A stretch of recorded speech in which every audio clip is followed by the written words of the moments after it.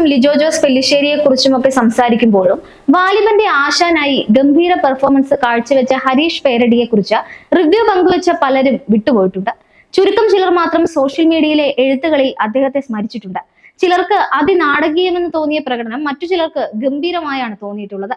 ക്ലൈമാക്സിലെ അദ്ദേഹത്തിന്റെ പ്രകടനത്തെ അഭിനന്ദിച്ചവരും ഇക്കൂട്ടത്തിലുണ്ട്.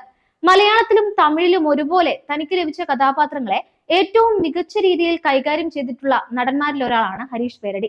നാടകങ്ങളിലൂടെയാണ് അദ്ദേഹത്തിന്റെ കരിയർ ആരംഭിച്ചത്. സ്കൂൾ കാലത്ത് തന്നെ നാടകങ്ങളിൽ സജീവമായിരുന്ന ഹരീഷ് പേരടി 19-ാം വയസ്സിൽ ആകാശവാണിയിൽ നാടക ആർട്ടിസ്റ്റായി തിരഞ്ഞെടുക്കപ്പെട്ടിരുന്നു. പിന്നീട് സീരിയലുകളിലേക്കും അവിടെ നിന്ന് സിനിമയിലേക്കും എത്തി.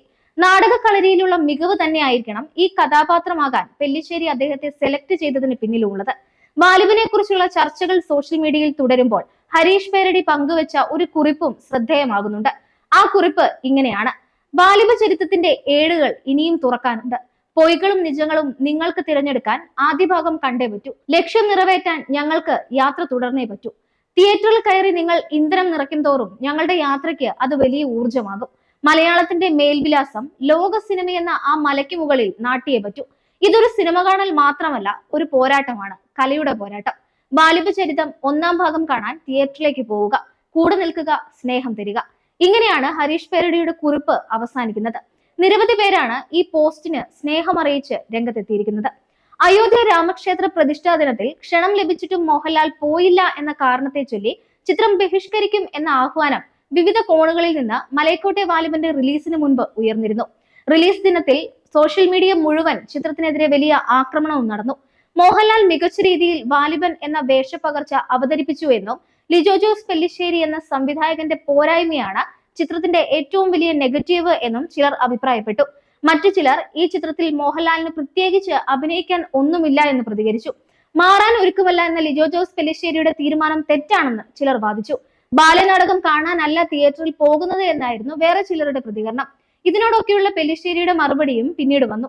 സിനിമയ്ക്കെതിരെയുള്ള ആക്രമണങ്ങളെ കുറിച്ച് അദ്ദേഹം മീഡിയയുടെ മുന്നിൽ സംസാരിക്കുകയും ചെയ്തു. റിലീസിന്റെ 2-ാം ദിവസം കഴിഞ്ഞതോടെ പതുക്കെ സിനിമയ്ക്ക് പോസിറ്റീവ് റിവ്യൂകളും വന്നു തുടങ്ങിയിരുന്നു. എന്നാൽ പോസിറ്റീവായി റിവ്യൂ ചെയ്യുന്ന പോസ്റ്റുകളുടെ താഴെയും അസഹിഷ്ണുത പടർത്തുന്ന ഒരുപാട് കമന്റുകൾ വന്നു. എല്ലാ സിനിമയും എല്ലാവർക്കും ഇഷ്ടപ്പെടണമെന്നില്ല എന്നതും, ഒരാൾക്ക് മോശമായി തോന്നിയ സിനിമ മറ്റൊരാൾക്ക് അതിഗംഭീരമായി തോന്നിയേക്കാം എന്നതും, ഇന്ന് ഇഷ്ടപ്പെടാത്ത ഒരു സിനിമ 10 വർഷങ്ങൾക്ക് ശേഷം ആളുകൾ അത്ഭുതത്തോടെ നോക്കിക്കാണുന്ന സിനിമയായേക്കാം എന്നതുമൊക്കെ സിനിമ ഇൻഡസ്ട്രിയിൽ സ്വാഭാവികമാണ്. ഈ വസ്തുതകളൊക്കെ നിലനിൽക്കുമ്പോഴാണ് മറ്റുള്ളവരുടെ അഭിപ്രായത്തെ മാനിക്കാത്ത വിധത്തിലുള്ള ആക്രമണങ്ങൾ പോസിറ്റീവ് പോസ്റ്റുകൾക്കും താഴെ വരുന്നത്. കേരളത്തിന് പുറത്തും ചിത്രത്തിന് മികച്ച റിവ്യൂ കിട്ടിയതോടെയാണ് ഈ ആക്രമണം ഒന്ന് ഒതുങ്ങി തുടങ്ങിയത്. വാലിബന്റെ കേരളത്തിലെ ആദ്യ വീക്കെൻഡ് കളക്ഷനും കഴിഞ്ഞ ദിവസം പുറത്തെത്തിയിരുന്നു. കേരളത്തിൽ നിന്ന് ആദ്യ ദിനം ചിത്രം നേടിയ കളക്ഷൻ 5.85 കോടിയായിരുന്നു. ബോക്സ് ഓഫീസ് ട്രാക്കർമാരുടെ കണക്കനുസരിച്ച് ആദ്യ 4 ദിനങ്ങളിൽ കേരളത്തിൽ നിന്ന് ചിത്രം 11 കോടിക്ക് മുകളിലാണ് നേടിയിട്ടുള്ളത്.